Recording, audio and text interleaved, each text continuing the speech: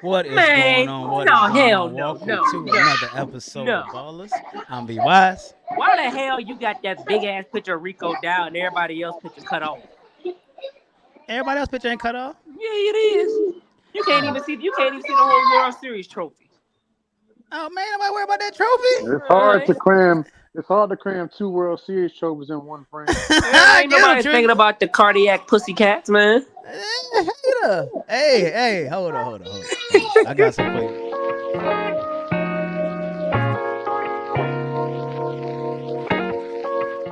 I got some for you right there. I got some for you. Oh, that was funny. How y'all doing, fellas? Fantastic. Somebody get yelled at. I'm about to say, it sounds like Bubba and daughter going at it. No, my minions are down here with me. Okay. They going on the show? Come on, T. Yeah, I called you. Let me get your picks. Hey, I inducted all the kids into the Panthers. They all Panthers fans. And since they all been inducted, we 1-1.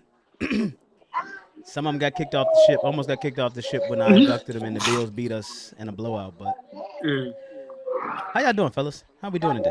Happy trade NFL trade deadline day. Big moves. Yeah. Cowboys big moves. NFL. I reckon. Mm-hmm. We'll talk about that. We'll talk about them Cowboys big moves later. You don't think it's a big move? Not for this year. Next year. I still think they're finished this year, but, we'll talk about that. Okay. All right, I do like what I. Oh yeah, we'll talk about it again. Yeah. No, say it, brother. I will say, I do like what I see out of Stephen Jones. I think this is a Stephen Jones move, not a Jerry move. I like what I'm seeing. I like to see that he's not following everything his daddy's done. And staying low key about it. I hope when he does fully own the team, he keeps his mindset. But I don't think it's gonna work this year, but I think this will be the start of next year. 10 games in, the NFC is too strong. The NFC West has 3 contenders. The NFC North, I don't think they're all contenders, but you got 3 good teams in the North. The Buccaneers are good. Cardiac Pussycats, they have a winning record, and they're going to go 6-4 this Sunday. The NFC is just too strong, and it's going to be a mountain for Dallas to climb back. I still think they will lose the next 3 out of 4 games.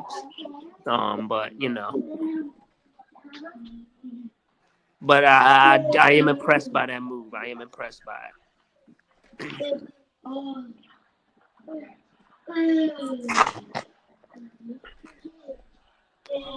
My bad.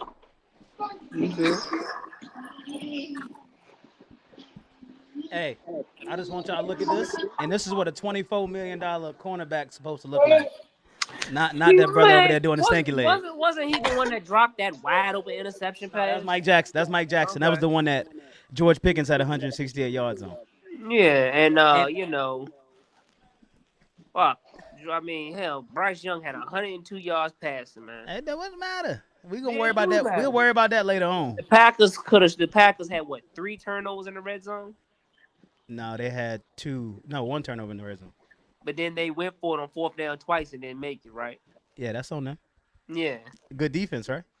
No. You ain't seen good defense, so you don't know what it looked like. That's just called good defense, baby. You right about that? No, that's called That's called I told you Jordan Love is who we thought we was. No, it's called Evero did the bend don't break. So we'll give Jordan Love all those big 40, 50-yard passes to the red zone, get into the red zone and score a touchdown.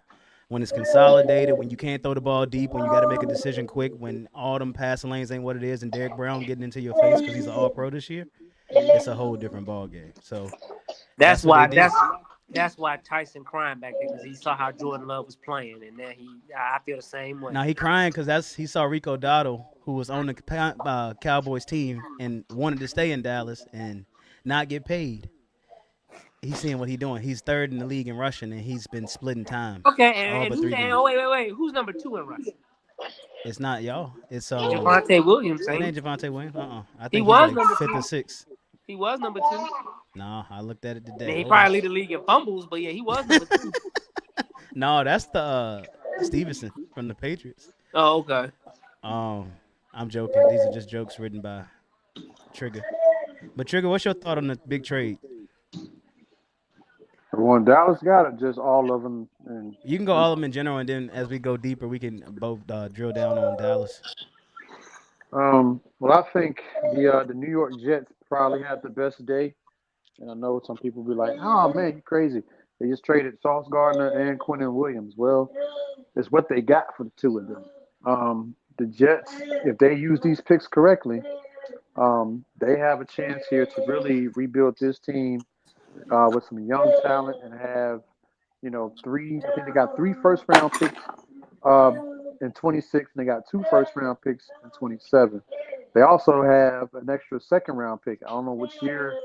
I think it's for 26, I believe. But they got 5 first-round picks over the next 2 years for the deals that they made today. And I think, if you're going to lose a player or if you're going to deal a player like a Sauce Gardner or Quentin Williams, that, that is a pretty good return. So that's they had the best day to me because they got the most picks. The Cowboys did get better, and that wasn't really hard to do.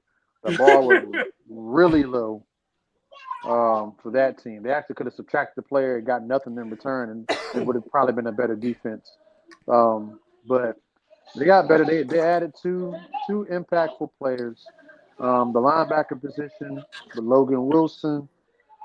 He was getting phased out in Cincinnati for the younger guys, and I think it had more to do with him or them keeping him healthy rather than production issues because they knew they were probably going to trade him and they wanted to get something for him. The Cowboys only had to spend a 7th-round pick to get him, and he comes in immediately is better than what we have, and he's probably going to start.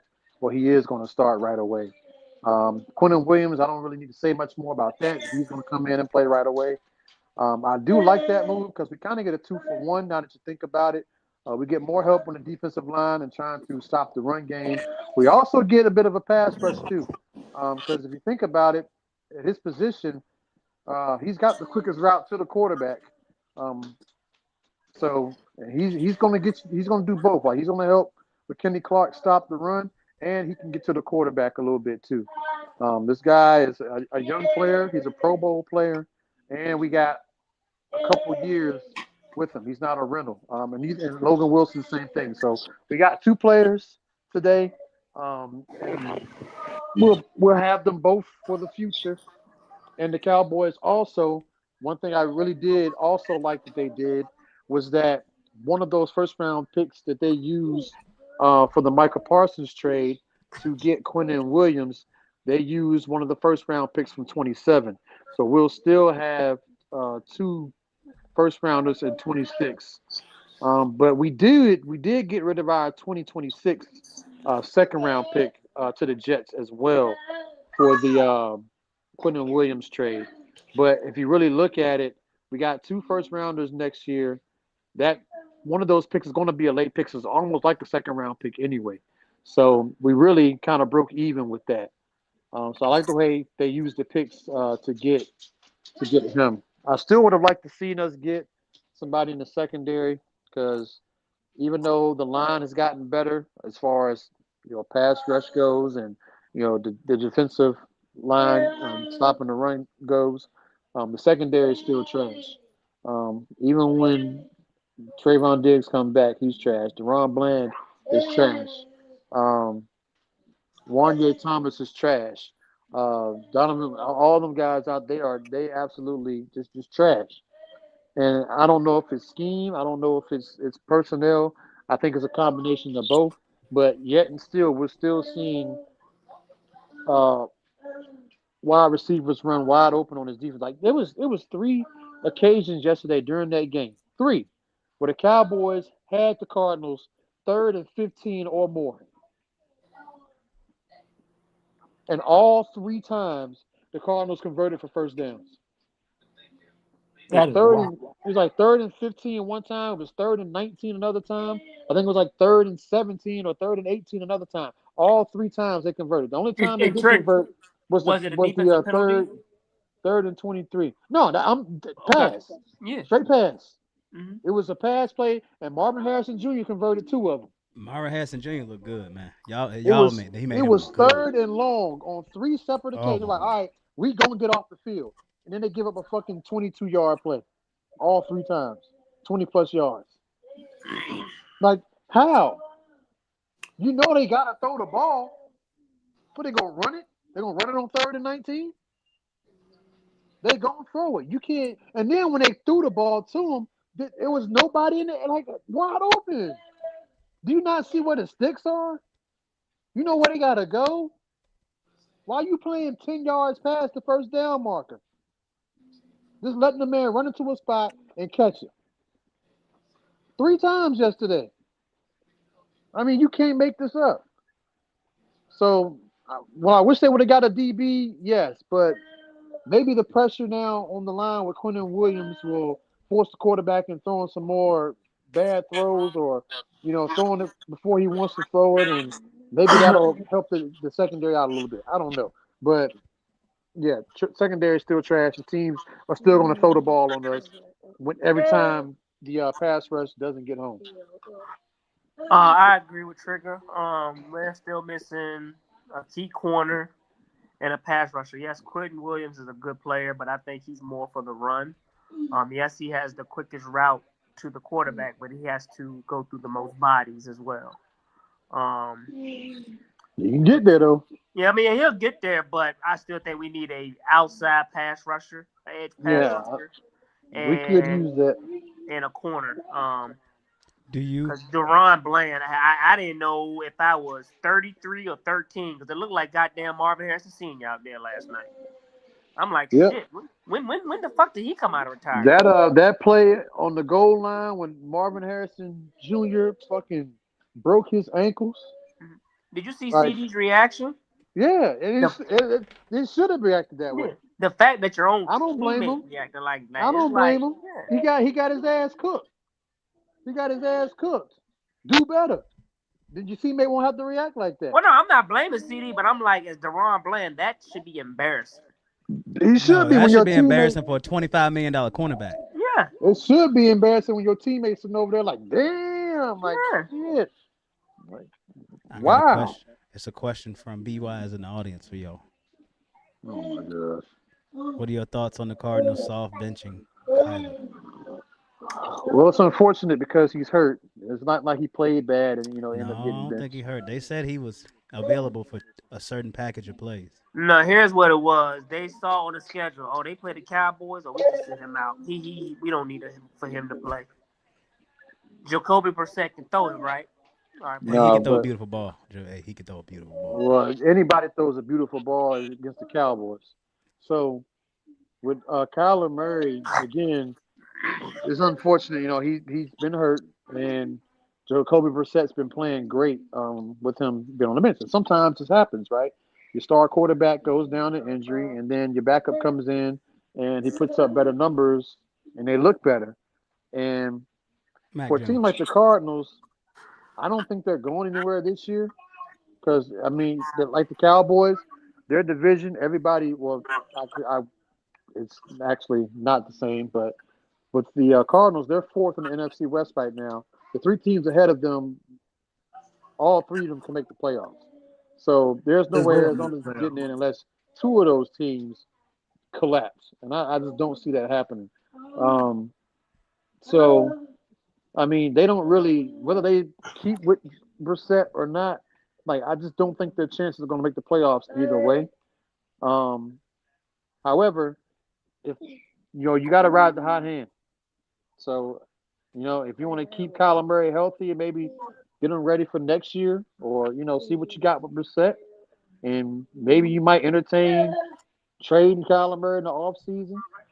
Um, I don't know, but right now, I think ultimately you got to stay with what's working. I remember a couple of years ago there was when Kyler Murray got that new contract, they had to put in a clause where he had to watch a certain amount of hours of film a week or something like that. Yep. So there's been issues going on with him since he's been in the league. So yeah, I don't know what's going on. It sounds like to me he probably should have played baseball, but.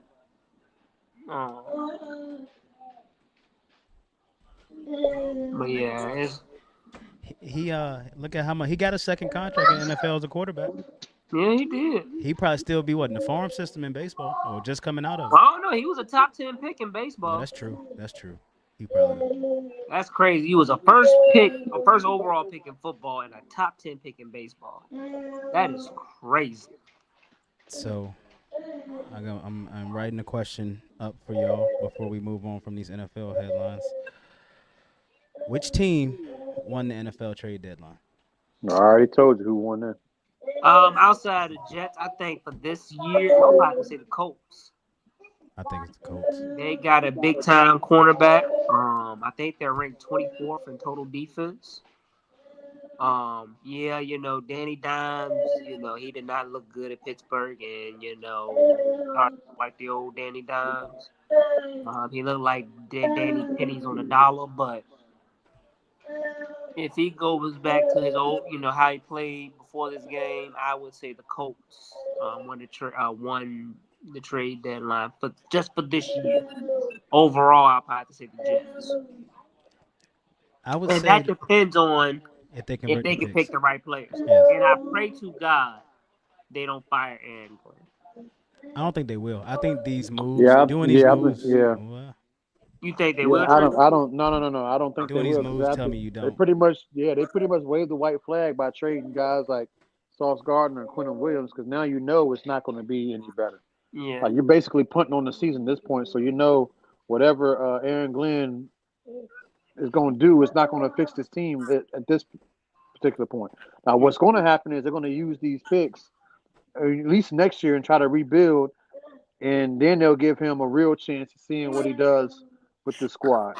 I think after that, if he continues to do the same thing, then talks with his job might start to come about. But I think this year his job's safe. I would be surprised if they decided to fire him and move on from him. Some coordinators they clearly have, wrote themselves off this season because they traded away two of their best players. I think you're right. But what scares me is you have this hot college coach or a hot coordinator that wants a job, and then they're starting to think, because it's all about, like Jerry said, it's all about headlines. But that's the only thing that scares me with Aaron Glenn. I think they gave Robert Saleh and Zach Wilson time. Okay. They try to steer the ship. And I think they're going to say, hey, you got these picks this year. We're not going to let you trade no other picks no other year. You got these picks this year to at least show some improvement. You got to go 6-7 wins. You can't go 3 wins. So yeah, the bar's going to be real low. They'll be lucky if they win another game this season, but the bar will be real low.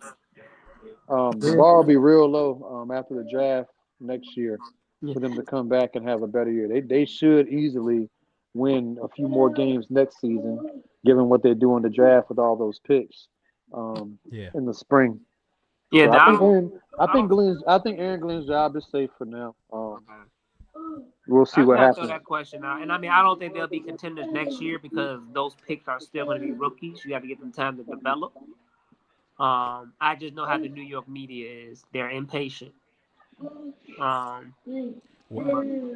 I think they're gonna focus on the Giants. I think Jackson Dart and Giants may get more attention now. But I mean, I don't know because Brian Burns leading the league in sacks. I don't even hear about it. That's looking at 3-6.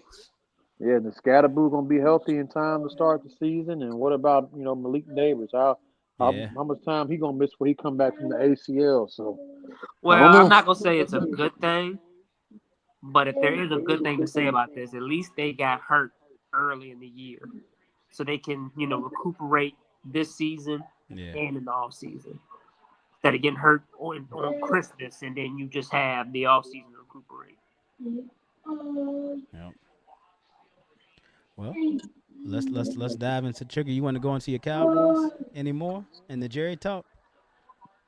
Yeah, I just wanted to address real quick. I know it's kind of old news now because it's been a while since it's happened, but I want to go over why the comments Jerry made about being on the phone talking about $100 billion oil deal or oil business venture rather than fixing the Dallas Cowboys defense. And initially, I was very, very upset at those comments because I remember texting y'all, been like, this got to be illegal. But after I had a chance to kind of think about it a little bit, just I was like, really, it's not that big a deal. Like, as people are making it. I know all the sports analysts on TV were going off about it, like, oh, you just can't say that. You just can't, make those types of comments of the way your team's playing. Like, it's inappropriate. It's unprofessional. Like, all these bad things, right? And like I said, initially I agreed. But then I was like, you know what? Now that I think about it, it's really not that big a deal. And I came up with 5 reasons why. And some of these reasons we already know. But there's a couple in here that no one thought of or said that make complete sense to me. But I could be wrong. So y'all just tell me what you think after I name them. First thing is, Jerry made these comments because, number one, that's who he is.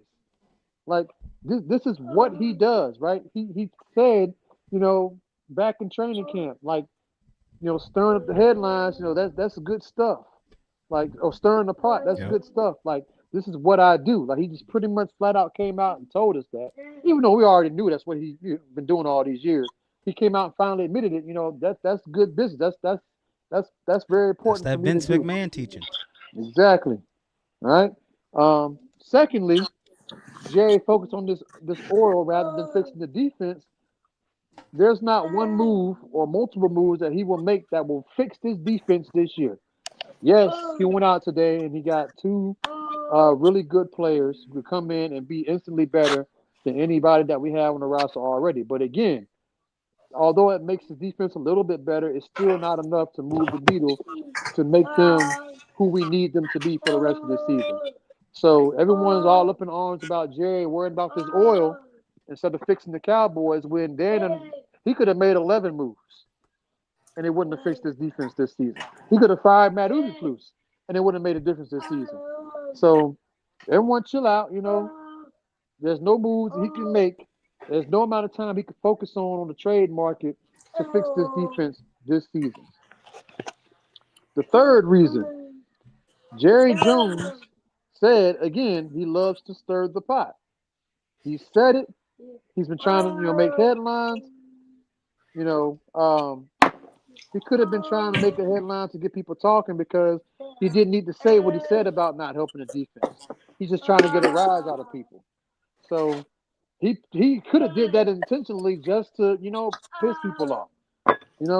He didn't have to say that, but he did it because he knew it was going to grab some attention. So that's why I feel like he did more of that, or that was more of a reason why he said that than him just, saying it and being serious about that.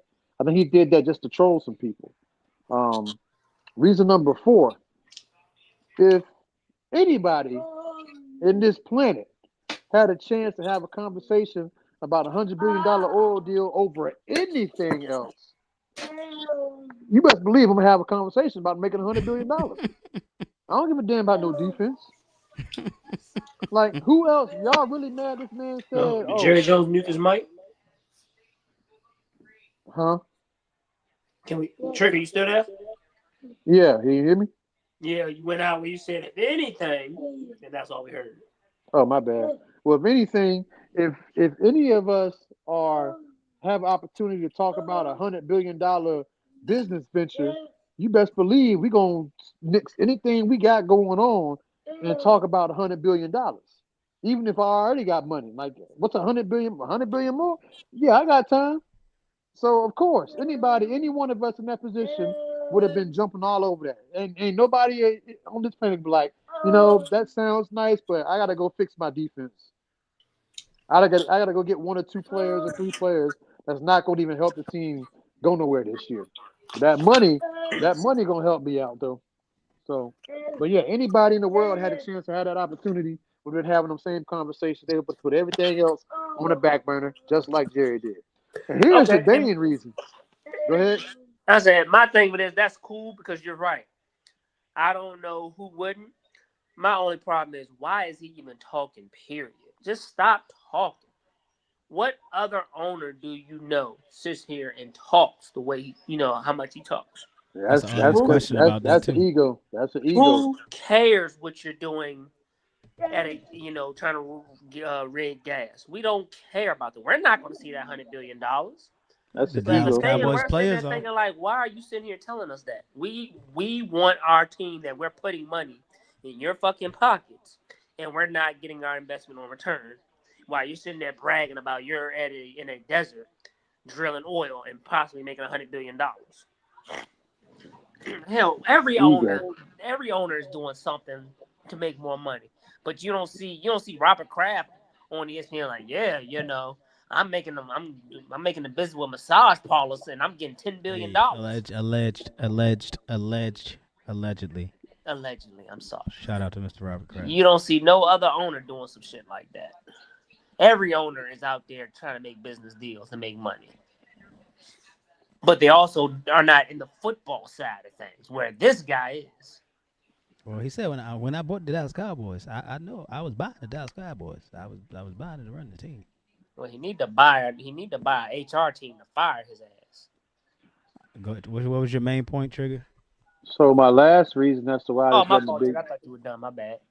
now my last reason of why this shouldn't be a big deal is no one's ever said this is that we forget that Jerry is not only the GM of the Cowboys, he's also the owner and the CEO. He wears many hats. So this wasn't GM Jerry that was making this oil deal. This was owner and CEO Jerry. Yeah. So all the people talking about he should have been focused on his defense. Well, yeah, if he was a GM and just a GM and he was talking business rather than talking, trades and trying to help the team, I would have had a big problem with this. But it took me a second to realize it. I think about it. I was like, you know what? Jerry is the owner and CEO, so he's got his hand in many different things. He's doing a lot of stuff, on a GM level, on an ownership level, on the CEO level. It's not all just football and personnel stuff. He's got a whole business side of it as well because of the other titles that he holds for the Cowboys. So when other things come up that doesn't involve player personnel or trades or improving the football team, it's business stuff, business ventures, it's ownership stuff, it's things that help bring in money.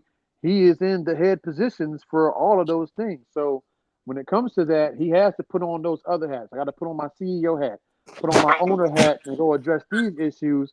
And then when it's time to deal with the football team, I go and I put it on my GM hat, which he did, and he ended up getting us Quentin Williams and Logan Wilson.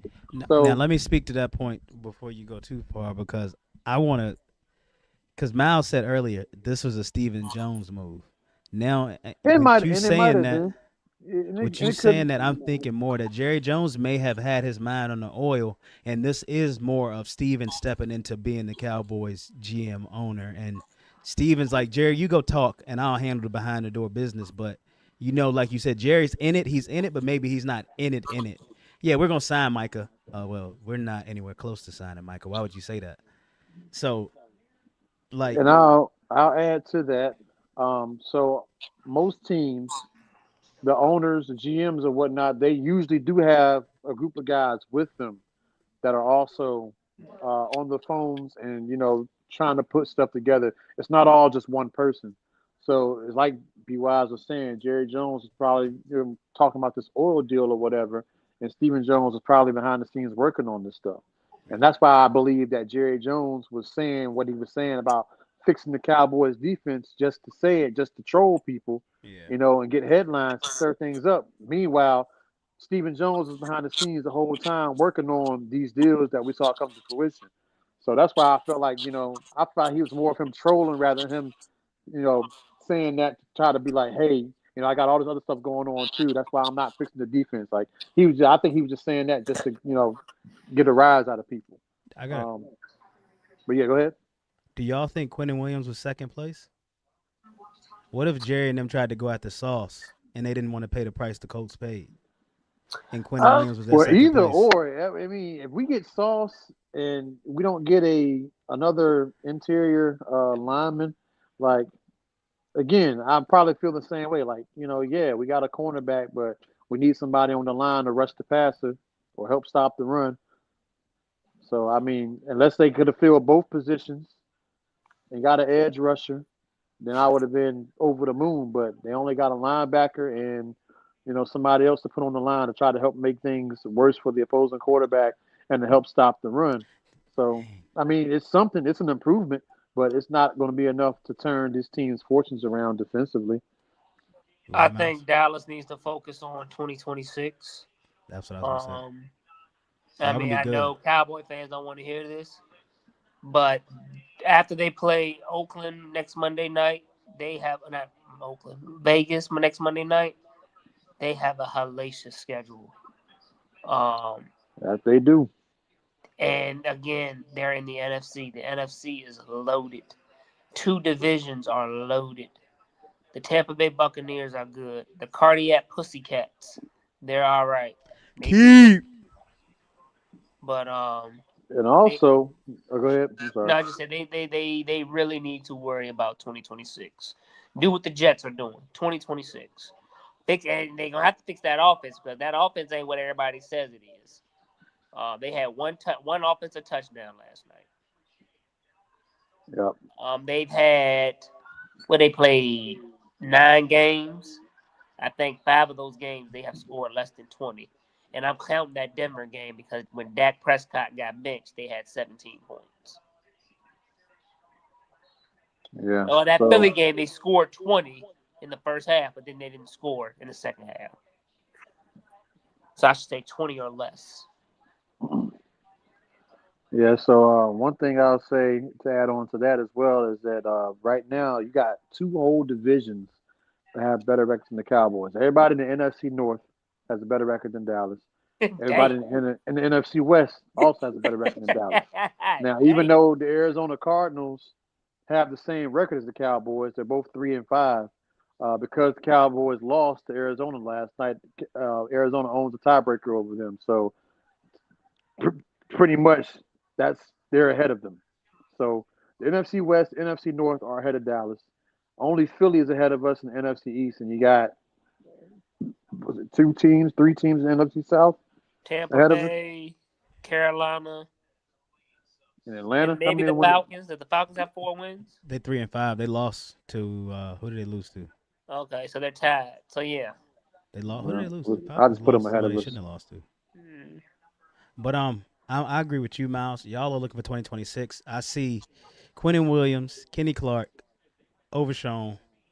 Hopefully, Azaraku comes into his own. The linebackers, healthy Trayvon Diggs. Get your safeties healthy. Like y'all defense, if it can be middle of the road and that offense comes along, depending on what y'all do with Pickens, another season of Javonte Williams, y'all gonna draft a tackle. I don't know if y'all need a tackle. Do y'all need a tackle?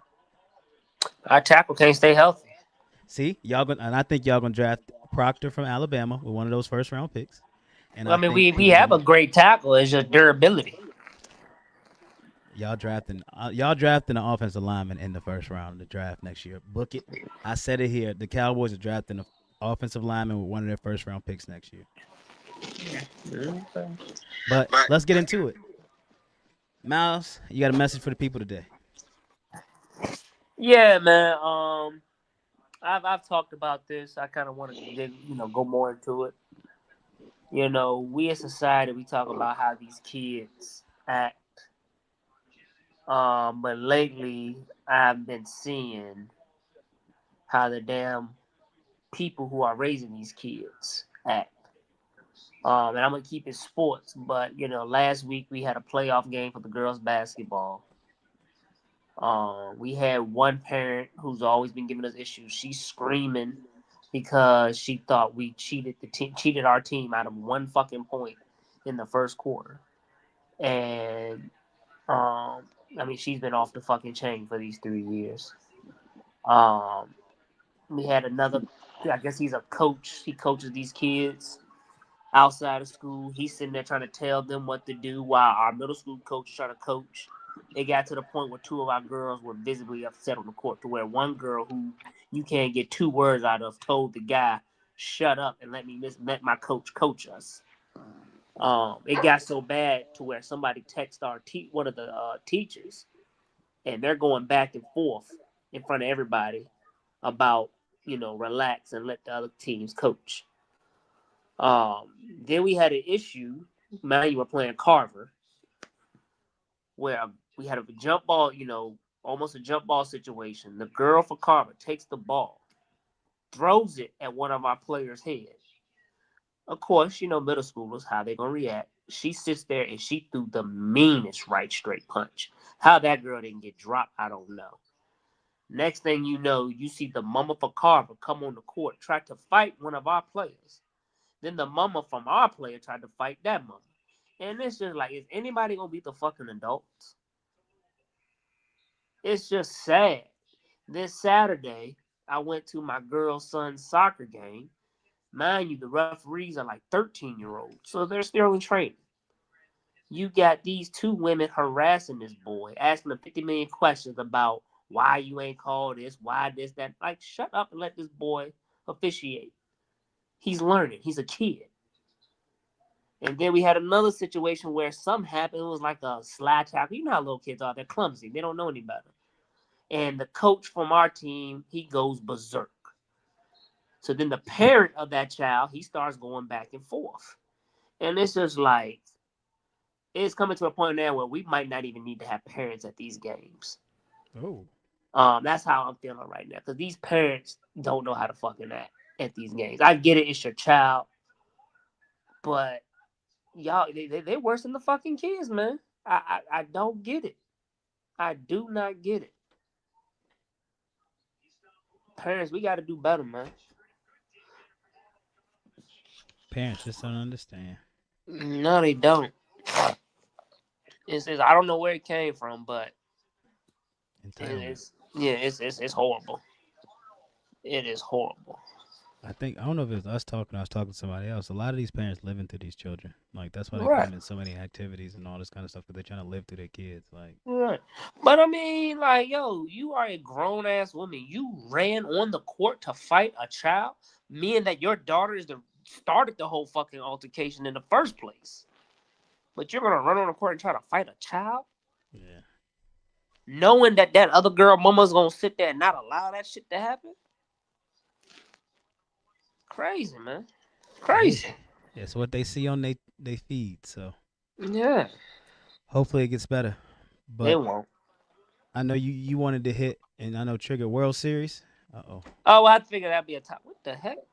Trigga got Sorry, the I'm up here helping Trigga getting the break. Helping Tatiana clean up. Trigga getting the break. Yeah, I was gonna talk about that collectively. About the World Series. Talk about that as a group. I ain't no Trigga had Blue Jays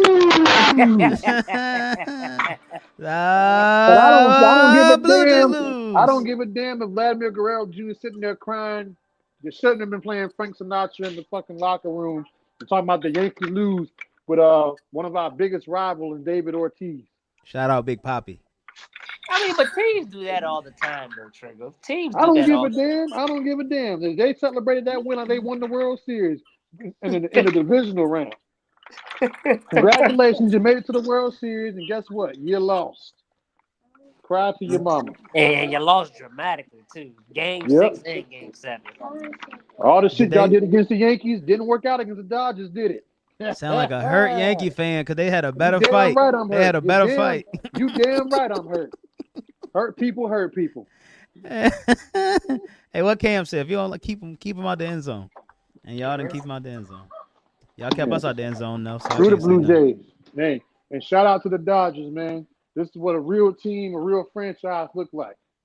Yankees fan. I wanted the Dodgers to win more so than the Blue Jays because I wanted them to be embarrassed. I wanted the Yankees to feel embarrassed because they're doing everything that we used to do in terms of getting all the talent and putting together a team, getting a pitching staff, and going out there and playing clean baseball and just fucking getting it done when you need to get it done the most. Shout out to the Dodgers. Shout out to Dave Roberts, Manager of the Year in my book. Freddie Freeman, Shohei Ohtani, Yoshinobu Yamamoto, Blake Snell, Clayton Kershaw, Mookie Betts. For battle. He did not play well at all. But he played, he showed up. He had a big hit in game 6 that pretty much won them the game. Yes, you can put it back. So shout out to Mookie Betts for staying there and grinding and doing what he was supposed to do in the moment that he did it in, because that's what big players do. They make plays in big time games and they win their team a World Series. So shout out to Mookie Betts for coming through when he needed to. Gotta do the Freddie Freeman dance. But yeah, man, the polls are closed. The polls are closed. But she's downstairs. I mean, yeah, I hear you, but I think the Dodgers got very lucky in these players. You signed Freddie Freeman, who is many considered an all-time great. Did the Dodgers get lucky? And then you get Shohei. I mean, he might be the greatest of all time. Did the Dodgers get lucky though? I mean, yeah. I mean, who back then when the Yankees were winning, who had the talent of Freddie Freeman and Shohei? I can tell you though, I think the only lucky thing that happened for the Dodgers was in Game 6 when that ball got stuck under the padding in between the ground. Mm-hmm. It ended up being a ground rule double instead of scoring a run. But shout out to Mookie for actually knowing that rule. Because how many baseball players actually know that rule? How many Yankees would have went over there and tried to pick that up and kept playing and gave up a run? Right. See what I'm saying? That's the difference between them and us. That's the difference between them and us. So all when the ball got stuck. Oh yeah, that's when you like to stop. Mm-hmm. The defensive play they made at the end of Game 6, that double play they made to end the game. Like, first of all, dude ran out of nowhere and caught it and had the presence of mind to throw it to second base to get the force out. Get him out of the inning. Game over. You go to Game 7. They make a play at home plate with the bases loaded. A guy who hadn't played in a month and a half was playing at second. Was able to field the ball and throw it to home to get the force out. That would have lost them the World Series. They get the out. They keep playing. They make another play in the outfield. That was it? When they collided. When the two players collided, you thought the ball was going to drop over there. That was going to be game over. Well, it looked like I thought it was out the park. They caught that in the water. No. It was in. I didn't think it was a home run, but they went up there and they collided, and dude stretched out and made a great catch. Another guy, he had just come into the game and made that play. Mm-hmm. You want to talk about balls and coming up big in a big spot? You name me any Yankees players that making any of those plays flawlessly the way the Dodgers did. Name me one. No, Jazz Chisholm would have fucked that all up. No, Jazz Chisholm had an easy double play and fumbled the damn ball. No, Aaron Judge dropped an easy catch last year in the World Series. No, maybe Cody Bellinger. He's about it. Cody Bellinger or McMahon, but McMahon's the infielder. Yeah, McMahon. Those are the only two defenders I really trusted. But no, Judge had a good year and right though. He didn't make any errors or anything. Yeah. But everybody else, I think it's probably one of the best series in sports history. I always say that 2002 Western Conference Finals between the Kings and the Lakers was the best 7-game series I've ever seen. But I think this one tops that. Well, they did say like that. I said, it wasn't. That wasn't a game. That was a movie. That was an award-winning movie. That's what the Yankees and Dodgers should have been the year before. Yeah, I agree. Yeah, I give you that. The Blue Jays did give them a better series, but they lost. 18 innings? Yeah, and we forget about that. 18 innings. 2 games? And then game 7 they was also what? did 11 innings? Yeah. Crazy. Well, I think might be the series that saved baseball. The series that saved baseball. Y'all heard it here 1st. But Stephen A. Smith made a good point. He was like, y'all have got to agree on a collective bargaining agreement. You cannot have a strike upcoming next year with the momentum moving the way it is. Oh yeah. No. But it's so much money there. It's just I don't know. Look at the Reds. Look how much money the Reds spent to lose. Like, they look like the They ain't spent as Cowboys. much as the Dodgers did. Hey, the Dodgers got 2 of them though. Mm-hmm. The Dodgers spent all that money and they backed them up 2 years in a row. Kudos. Doing it how it's supposed to be done. Are the Dodgers gonna get the 3-peat? Oh, they're the favorites. They're favorited. They should be favorited. They should be favorited. I don't think they're even if losing they losing anybody some next players, year, are they?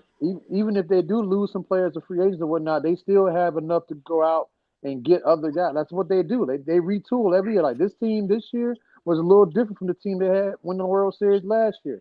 And I'm pretty sure the team that go into the 2026 season is going to be a little bit different from the 2025 team. So whatever they do, they're going to make championship moves. Like the target is on their back.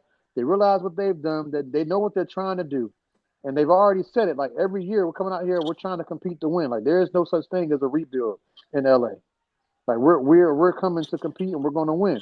As long as they continue to have one of the biggest payrolls in baseball, they can make up these contracts where they can defer money and fit it all in the I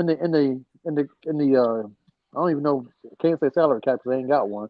But as long as they can keep doing the moves or making the moves that they make to make the contracts and stuff work, they'll keep acquiring talent. And they're going to keep going out and running roughshod on the rest of the league. So the Dodgers got the blueprint. And the crazy thing about it is everybody knows what the blueprint is. But are they willing to go out and do what the Dodgers are doing to compete? Well, the Dodgers are the only one that can afford that blueprint, though. No, the Yankees can afford it. The Yankees can afford it. They sure can. Well, I think the Dodgers, Kershaw already said he's retiring. And I don't see Freddie Freeman coming back. I mean, I just can't see it. Go out on top. I think Freddie Freeman's going to retire, too? I think so. What is he, 38? Oh, please. Well, is that old? Yeah, well, he's up there, because I know he came in the league, 2007. So he's pushing 20 years. 36 years old. Yep. Huh? 36. 36? Okay, when is his birthday? Does he turn 37 in September 12th, 1989. So he just turned 36. Yep. Yeah, he got at least a couple more years set. Paul Goldschmidt with the Yankees turned 38 this season, and he's still playing at a high level. I mean, I guess for me, once he played you the same went position. back-to-back, He's trying to get that man up out there. He also played. Once you went back-to-back titles, what else you got? Yeah, they both. Him and Paul Goldschmidt played the same position and about the same age. In fact, Goldschmidt is older and probably had better. Played just as good. But we gonna see. I World Baseball Classic this year too, and I've been hearing that USA is actually trying to win it this year. So. And let's not forget MLB The Show. The Yankees are 16-2. And MLB The Show? Yeah. And it's great. Both of my losses came against the Blue Jays. So the Padres just lost one of their starters for the 2026 season already. You want to know? My bad. Tommy John surgery.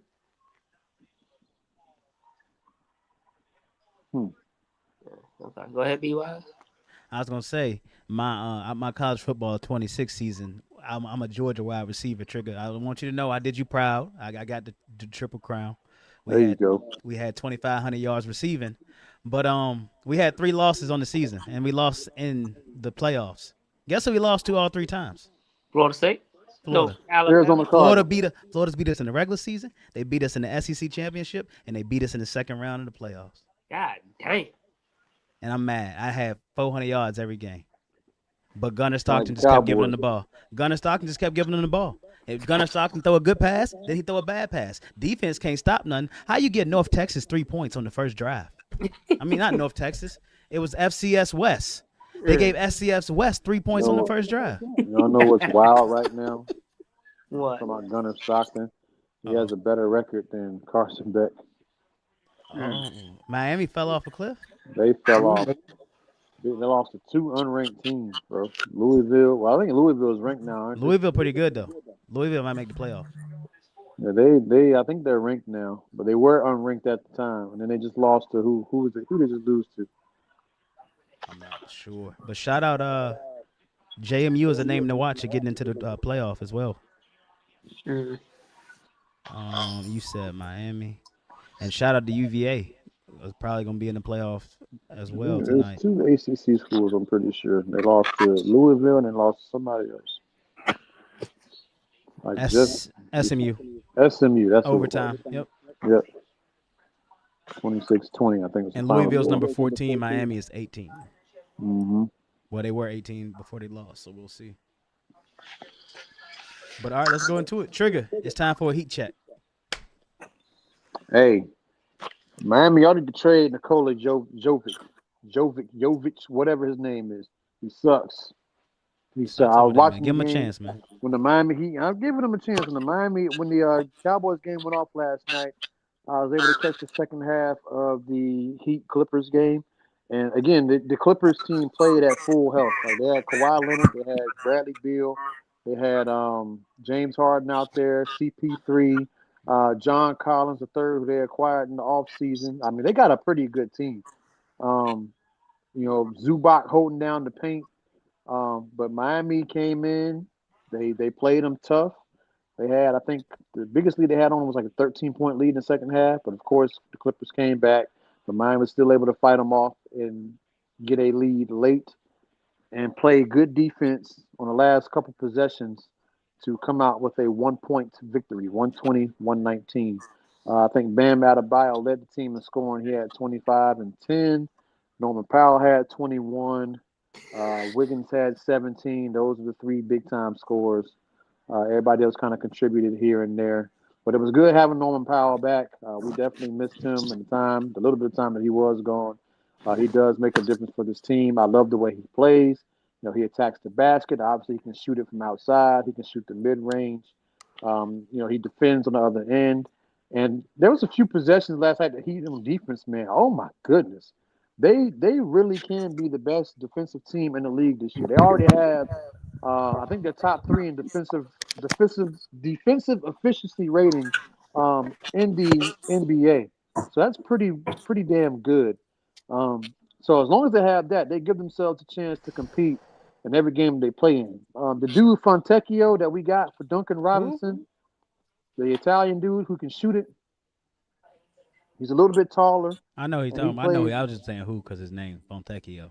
Oh yeah, but yeah, he plays defense and he can shoot the ball.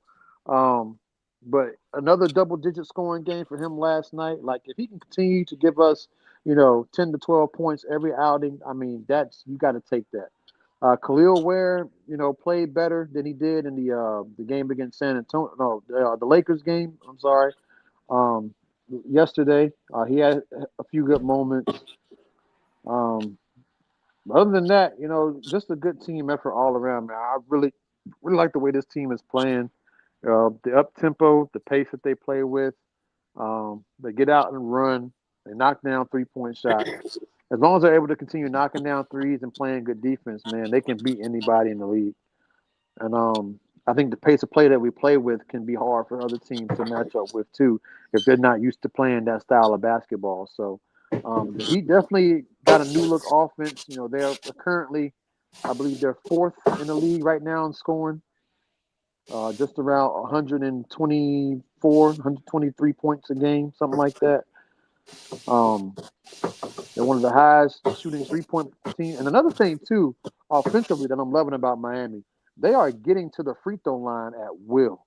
Like this fast-paced offense that they're playing is causing a lot of fouls in transition because they're just attacking dudes. So they're getting a lot of free throw opportunities as well, which is a really, really good thing. If you can take more free throws a game or make more free throws a game than your opponents, that puts you in a really good position to win as well. So, hey, Trigga.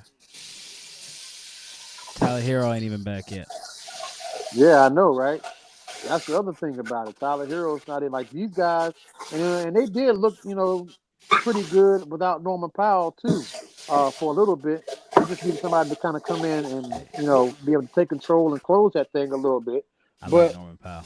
But yeah, like I said, when the Heat made a move for him, I was like, yes, that is Yeah, Trigger exactly said what it. we Trigger need. said it. That is exactly what we need. Because I Said you it. know, I looking at his stats from last year. I mean, he played on the team with James Harden and Kawhi Leonard, and he still averaged like 22, 23 points a game. So, like, you average that, with those guys, just imagine what he could do with Miami. And he came in, I think the first couple games, he had like high 20s, almost 30 points, and he's a consistent 20 to 25 point per night player. And if Bam Adebayo can get you 15 to 20, and then either one of Tyler Hero or Andrew Wiggins getting you 20 to 22 points a game, like that's going to be a lot of offense right there. You got Fontecchio coming in, giving you 10 to 12. Jaquez giving you 12 to 15. Khalil Ware, if he can get you 10 and 10, like the sky's the limit for this team, man. It really is. And Spo's just letting them play. Like he's not calling sets for these guys. They're not running plays. Like they literally they at the Y. They're coming down the court and they just back cutting, setting screens, pick and roll, driving and kicking to the open guy, getting open shots, and then they just get back and they play ferocious defense. So they got all the combination things working right now. Like this team's offense already looks different than it did the last couple years. And then defensively, they're still just as good as they've ever been. They obviously harp on that in Miami. Like you got to be able to play defense if you come there, unless you're just a superstar player like a KD or somebody of that caliber who is just a pure scorer. You're not really looked at as a defender. So, but everybody on that team can defend, man. Everybody comes in that game. They can get after on the defensive end. I don't really think we have any one player I can think of off the top of my head who is a mismatch or a weak spot on the defensive end. And that's a good problem to have. So, yeah, I love this team's energy. I love the grit and the fight that they play with. They've already shown me some things this year that's a little different from years past teams. And I'm looking forward to what the rest of the season brings. Now, obviously, again, it's still early. This month of November is going to be rough on Miami because we play a lot of really good teams. So we'll see how they fare at the end of the month. Tyler Hero is supposed to come back somewhere midway through November, hopefully, to rejoin the team. So we'll see how he looks when he gets back and how he messes with Norman Powell.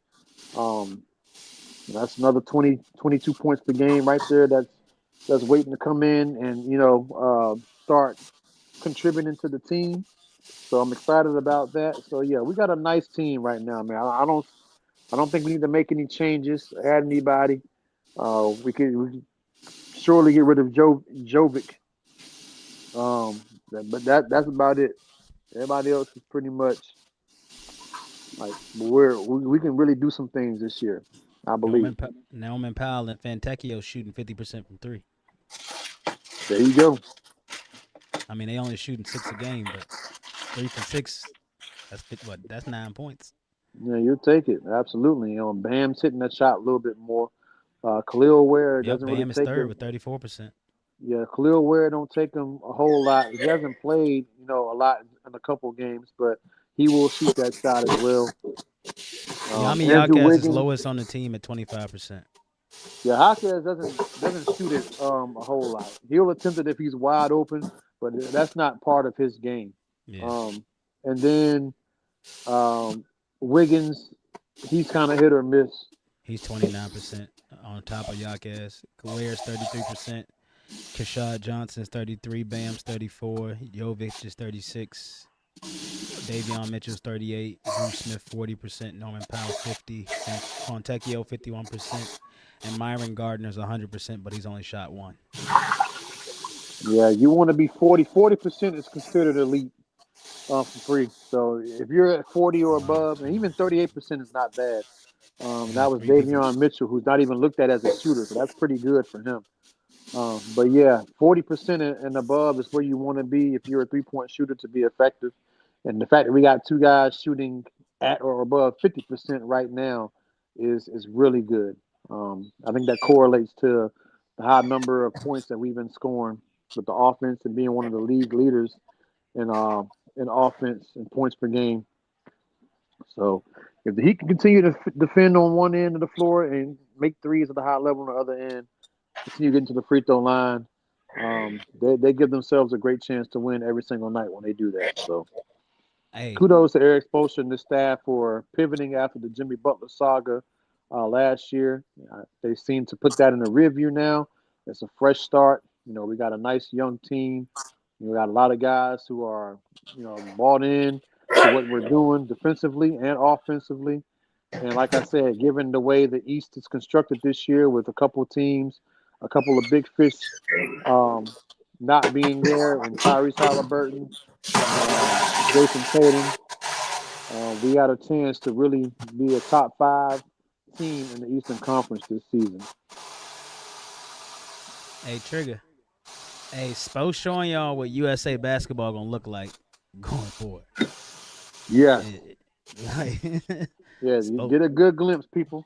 Wait till you see Jason Tatum, Jaylen Brown. You want to see what USA basketball gonna look like? Go ahead and tune into a Miami Heat game. Norman Powell gonna be the leading scorer for the United States basketball team. You just might. You never know. But all right, fellas, he's a great fit though for Miami. Yeah, I was really happy about that. Like that was such a good trade. Let's dive into any other NFL headlines y'all want to get into. Anything y'all want to talk about? I think at this point, for me, it's pretty. I think we know kind of who the teams are. We're about halfway through the season now. We kind of know what this thing's going to probably shake up and end up being.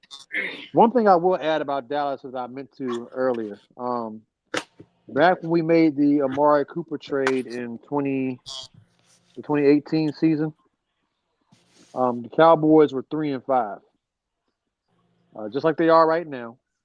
The Cowboys ended up making the playoffs that year, and they ended up going, I think, 10-6, and they got to the divisional round. Beat Seattle in the wild card, lost to LA in the divisional.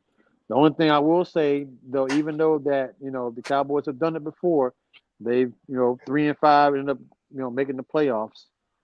This year is a little different from that season because that year we were an Amari Cooper or big time offensive player away from really changing life on that offense, and he absolutely changed life for Dak Prescott. And nobody can dispute that because of the success. We only lost.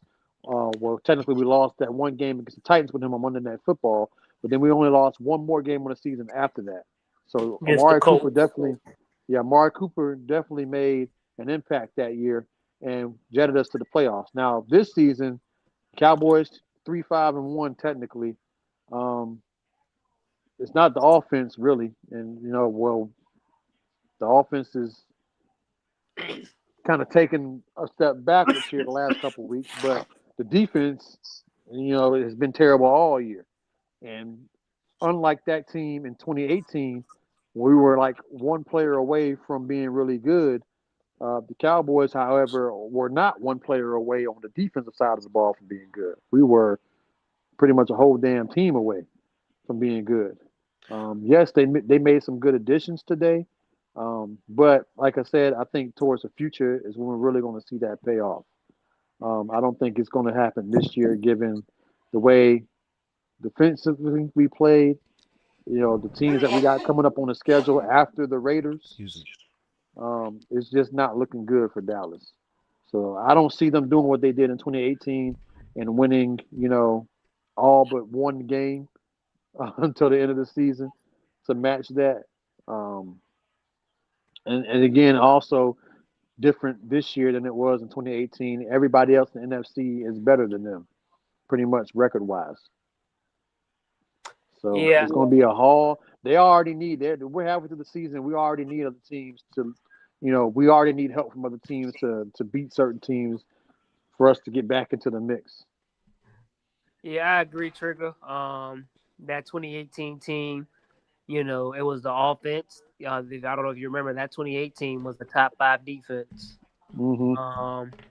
Also, like you said, the schedule. And if you go back to that 2018 schedule, outside of them beating the Eagles twice, I don't think out of that winning streak they had, they beat a team in the playoffs. Oh no, I'm wrong. They beat the Saints. That's when the Saints were undefeated. That at that time. But that one loss they had, it was against the Colts, and that's when they got shut out. Yeah, 44-0. Yeah. Yep, I remember that game. Yeah. I mean, yeah, I know people like to say, well, 20 it happened. Same thing happened in 2018. But yeah, I don't think it's gonna happen this year. I think they just need to focus on 2026 because after Yeah. the Raiders, it gets bad. Yep. So we got the Las Vegas Raiders, and after that, it's yeah, it's gonna be a gauntlet. Yeah. A gauntlet. I don't think we're gonna survive. I thought the Yankees would survive their gauntlet. I think the Miami Heat will survive their gauntlet this month in November of this season. I don't have the Cowboys surviving the gauntlet that they're gonna face uh, through the rest of November and into December. So yeah, there you go. How do y'all remember that? I don't know, Amber. We diehard Cowboy fans. And Lady Ray, your Dolphins, they gonna get better. They made a big trade today. So yeah, they get there. But I mean, I agree with y'all. I mean, Dallas is gonna be the first team to go 8-1. No, they're not.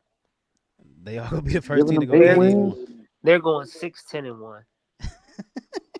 I'm telling you, they're going to lose their next 3 out of 4 games, and they might lose to Oakland. Who knows? Hey, Vegas might get a big. I was gonna say Vegas might get. They do one. Yeah. So you're looking at what 3-9-1. Can y'all cover tight ends? No, They can't cover. That's Brock Bowers. Nosebleeds. Brock they Bowers can't. coming in, They and Michael can't. Mayer. They can't cover themselves when they go to bed at night. Right. They couldn't cover a That twin might size see. mattress with king size sheets. See you in the morning. Good Say night. hi. Good night. Say bye bye. She said, Is that her "Oh, hair? okay." That's the She bonnet. got a bonnet. Oh, I'm about to say, damn, that hair done grown. So my hey, shout out to them bringing the mummy back with Brendan Fraser and Rachel Wise. So shout out to that coming back. But Is The Rock gonna be in they didn't say He's that too yet. big for that now. it? No, he ain't. No, Well, he he ain't. lost No, weight for that one role. no, he talking about stardom. I think. Oh, Yeah. That's what. okay. Yeah, I got he you. doing bigger movies. I got you. I No, thought you meant like this last one he did was kind of like an indie cult, like smaller film. But, he got Moana live action though coming out too. But they about to remake. Universal's gonna revive the Mummy. It's gonna be the Mummy 3.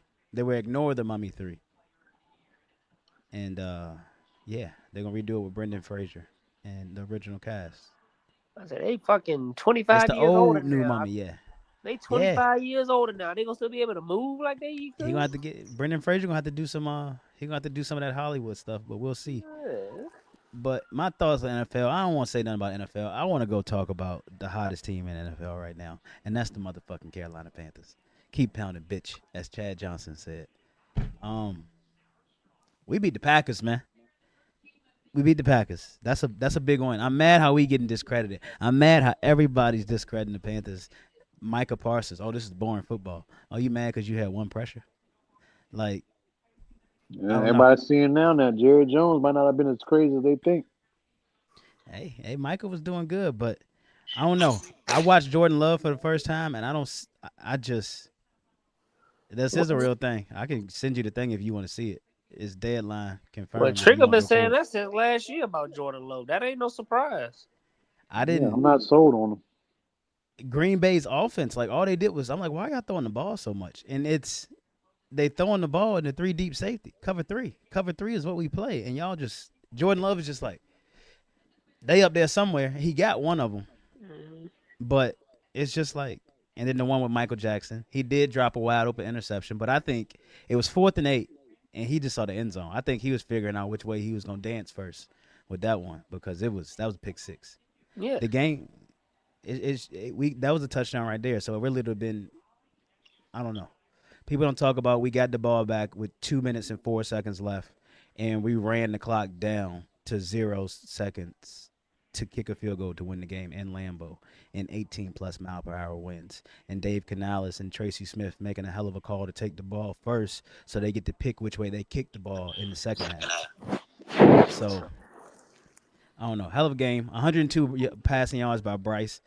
Yeah, everybody talk about that. We got to work on our passing offense, but Jalen Hurts won the Super Bowl like that. It's a team game. If we can if our quarterback throw 102 yards and we win the game against the number 1 team in the NFC, I'll take it. And we had 7 different offensive lineman combinations. We had, I think, 2 offensive linemen go down in this game. We won with a backup offensive lineman against the Green Bay Packers line, and they had 1 sack, and that came from a safety. I think it was a hell of a day. Dave Canales and them boys out there playing football. Carolina getting 10 wins. I said it at the beginning of the season. Carolina getting 10 wins. We got the Saints, the Falcons, the 49ers, the Saints, I think. I think that's our next couple games. We 5-4. I'm just saying. I'm in the building this weekend. I want to stay at home and, get that luck. Keep that thing, keep that streak going. The one game I missed this year was the game that they got blown out. You weren't at this game, were you? No, that was a away game. It was in Lambeau. Oh, right. Yeah. But that's what Bryce Young, the best game that Bryce Young had his rookie year was in Lambeau against Jordan Love. That's when he threw for 300 yards. That was his first game. He's 2-0 at Lambeau right now. No, he's 1-1 because they didn't have enough time. They ran out of time. He couldn't get the spike in time to kick the field goal to win the game. So, I don't know. I feel good about Carolina, y'all. I'm telling you. Oh, you should. I don't think playoffs will be good. I think it's too many teams, like you said, Mallz and Trigga. It's too many teams good in the NFC. It's so many people with 5 wins, 4 wins, 6 wins. The good thing about it is most of these teams are going to end up playing against each other too. So there's going to be some drop off here in a little bit. I'm not sold on Chicago.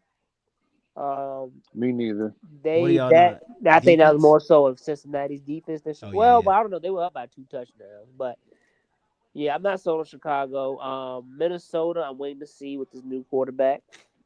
I still think I know y'all not high on Detroit. I'm still a Dan Campbell fan.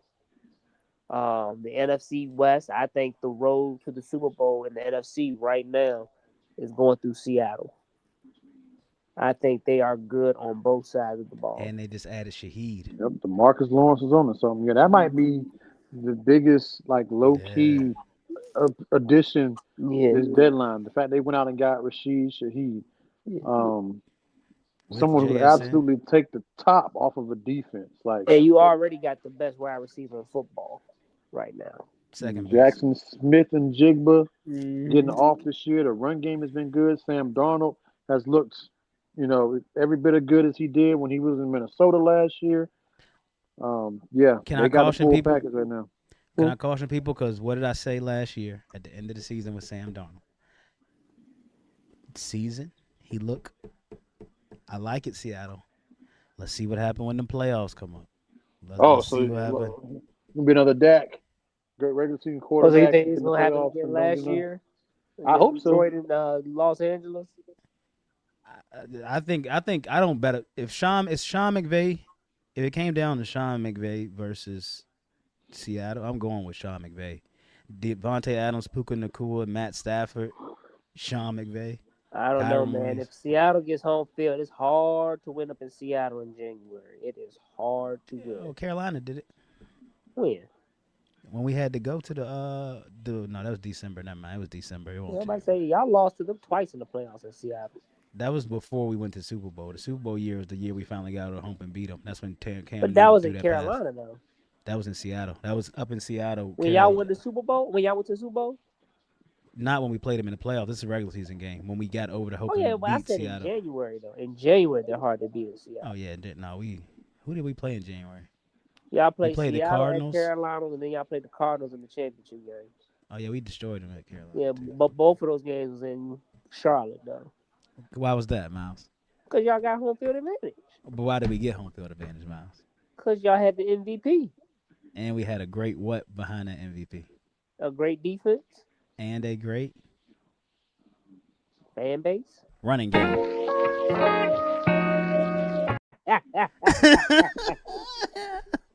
We had a great running game. But all right, let's get into these picks because I know Trigga, you got to get out here soon. So I'm working on getting everything together. Me and my assistant AI, we're working on going through all the old videos and we getting all the picks together and we tallying the scores. So I will have that before week 14 bye. I was so close to all my upset picks. I picked Cincinnati. I picked Houston. Who else did I pick? I'm like, damn. Who didn't you not pick? Who did you not pick again this week? And I told y'all to go. Oh, yeah. Ain't nobody Those worried. are the Cardinals gonna win. Everybody. Hey, shout out to the one Carolina Panther fan in Lambeau though. You a real MVP, the bro. cardiac pussycats.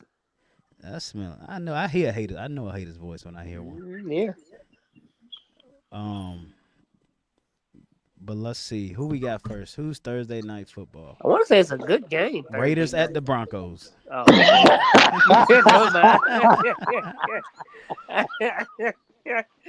Whoop. But you know what, though? He said, I want to say it's a good game. The first time you said Raiders. But you know how these Thursday night games be. They be closer than what they always be close. Man, the Broncos will lose to the Raiders. I think the Broncos will win. Deducting them to win. It's a Thursday night game. You know these Thursday night games be close. But I'm gonna take the Broncos. But they only gonna win by one score. Yes, I think it's gonna be a low scoring game. It's gonna probably be 20-13. You got the Broncos in a low scoring game? Yeah, 24-17 Denver. They only scored 17 against Houston after they knocked 44 on Dallas. Go figure. Yeah, Houston's defense is way better though. Hey, well, Houston got the best defense in the league. Yeah, so that's why I say they're way better.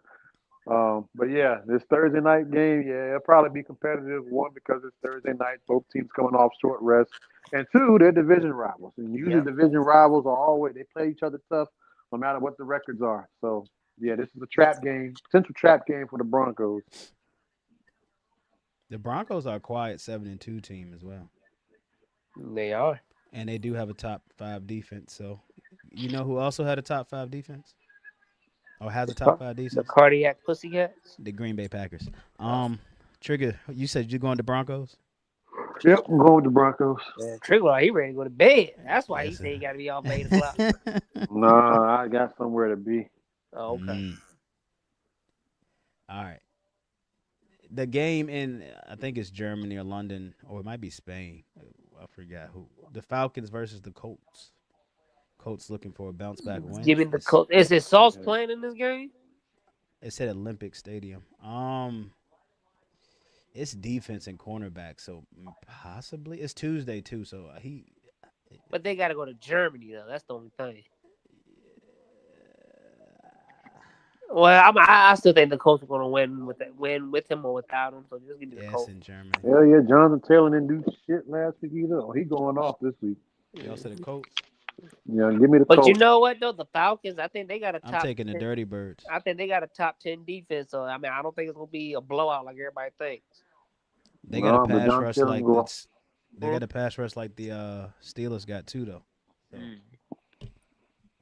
We'll see. Hey, I don't know. Jonathan Taylor, he good, but I don't know. Dirty Birds like to upset people at certain times.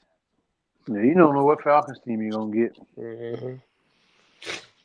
You know one thing about this Falcons team, though? They lost 30-0. They did. To you know who?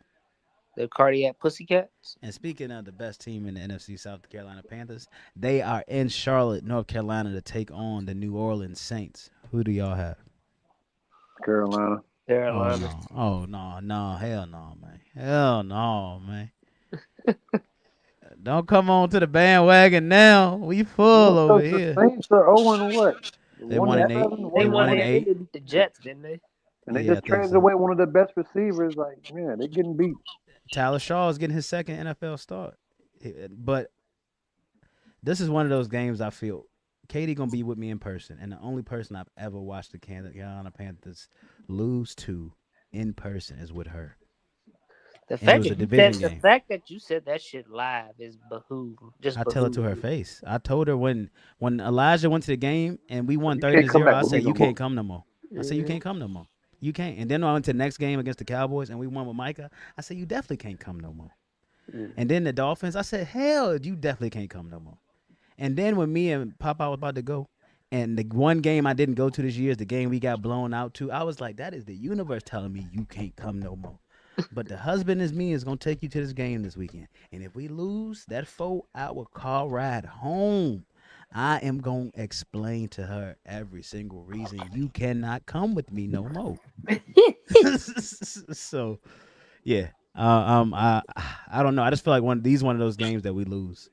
I've been to 1-18 against a team that's been hot, that's surging, that think they about to go do it, and we beat the Colts. I mean, we beat the Saints last year when Cam Jordan said we lost to the Panthers, and that started that skid. But we haven't played Tampa yet, and they got a tough schedule. Tampa got a real tough schedule coming up, so NFC South is gonna get tight.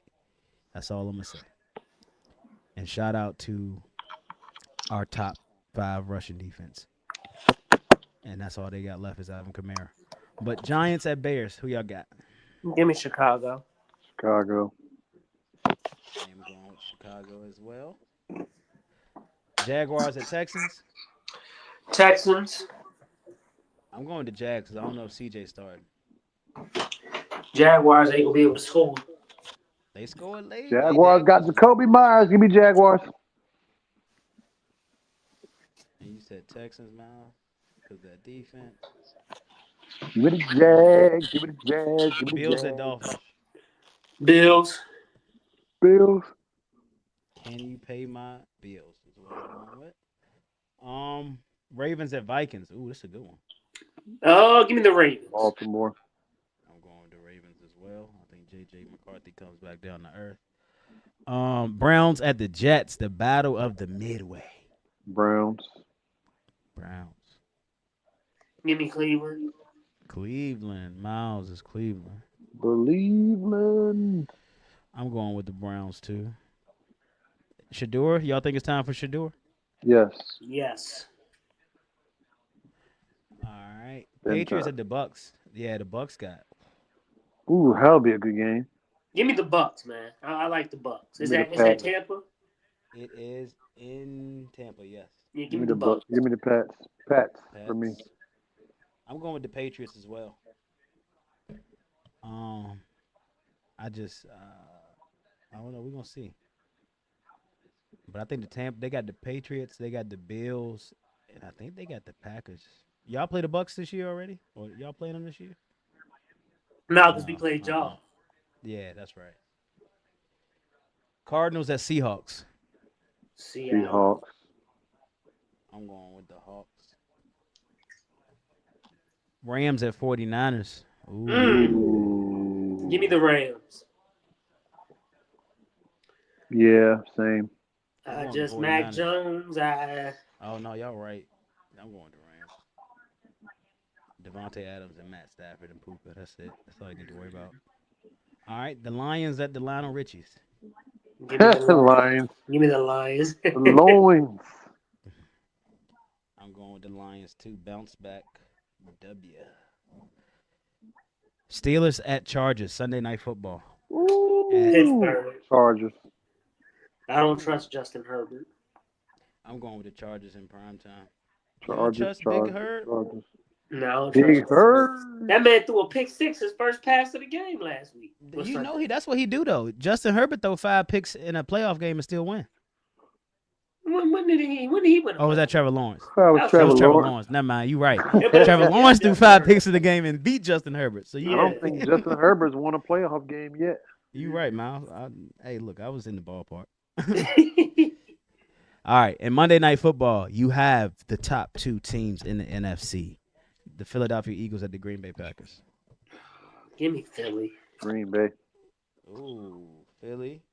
Green Bay. Jordan Love, he just. I think him and Jalen Hurts. I mean, neither one of them are great QBs. I think this is the game where Philly, they're going to keep the ball on the ground. I think Saquon is going to have a big game. If anybody can neutralize that Packer defensive line, it's Philly. And Carolina. Feed Josh Jacobs the ball. I got a question. What does it say if Carolina goes in there and neutralizes Green Bay's line with third stringers and Philly can't? Any given Sunday. Carolina did it, and then Philly couldn't. Mm-hmm. I don't want to hear that. I don't like to. Honestly, I don't like doing that whole like, oh yeah, this team did it. And then or this we did it and the other team didn't do it. And I'm just like, yeah, I get it.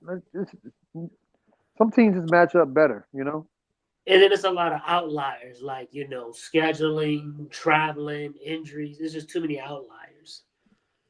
It's a week by week. Philly starting line and Carolina's third string line.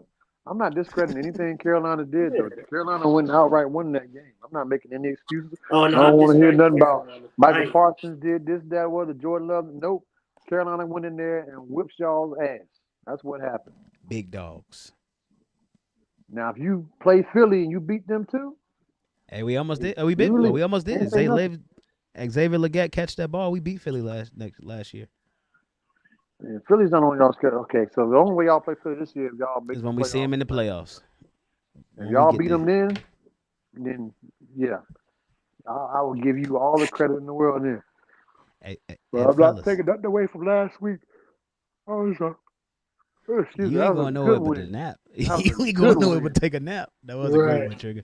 That was a real fan win, especially a walk-off kick like that. Like, that's one of those ones I ain't had in a while. But hey, fellas, it's 8:00. We did it. We finished an episode on time. We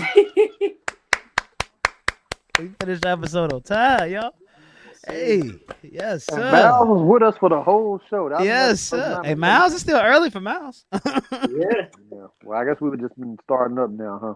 Yep. Mm-hmm. So, y'all got any closing words, closing remarks? Anything y'all want to say? Man, parents, let's be better. Georgia Bulldogs, don't make this weekend an adventure with Mississippi State, please. Just go out there and just from the start, man. Just from the start, please. I'm tired of watching these games every week and sitting on the edge of my couch, just on pins and needles, just hoping y'all don't fuck up. Come on now, these guys ain't ranked. They ain't as good. Like, don't go out there and play down at their level. Go out here, take care of business, because you still got two of the next 3 games. You're playing against 2 ranked teams in Texas and Georgia Tech, and we got to have both of them. So don't be out here trying to make this game an adventure and give one away that you ain't supposed to.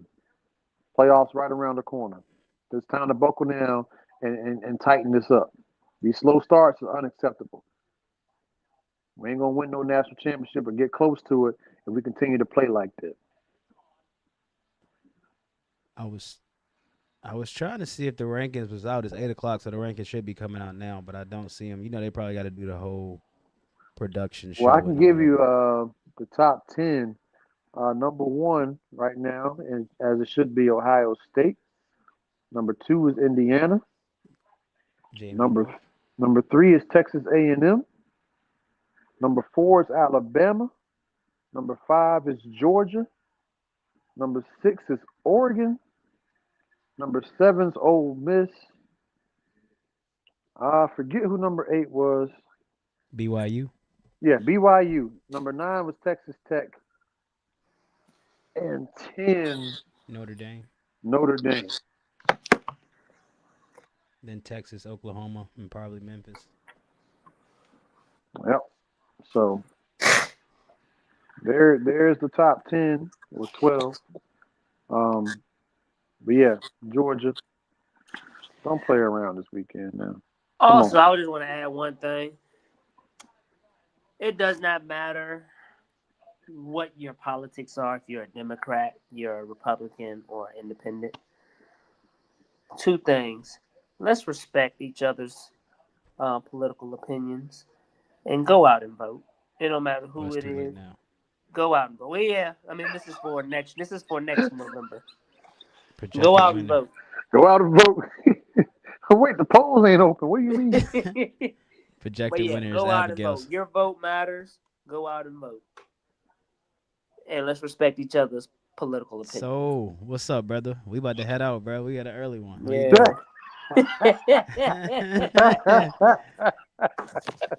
Man, said come in the show like, yeah, we just get started. We been here for almost an hour and a half. It's game over, bro. Hey man, I gotta. Oh, I did say this. Oh, you good? No, don't say you're bad, bro. You good? We messing with you. I do want to say this. I thought there was supposed to be a separation of church and state, but why is my polling place a church? So, if we gonna close the schools, why don't we use them? But I mean, that's just a little thought. Hey, look, as a school teacher, I don't give a fuck where you go there. As long as they keep that shit closed down, it don't matter to me. Lady Ray, that's not the point. You missing it. You skipping over a whole point. You skipping over a whole hurdle. Yes, they do serve the people, but they shouldn't serve the people when there's a clear separation between church and state. Hey, Lady Ray, I gotta holler at you because I gotta talk about what happened on Facebook yesterday. Oh yeah. Hey, yeah. That was interesting. Hey, come back for Ballas after dark and we'll This is what we were talking about before the show. Yeah, okay. That's what we were talking about before the show. That was wild. But all right, that's it. Anything else? We good? No, I'm about to do some more homework and I'll be done. Let's go Heat. Panthers. I'm in the building. Let's go 6-4. Keep. We out. We love y'all. Until next time. Peace and chicken grease. Oh, let me end the stream first. Leave the door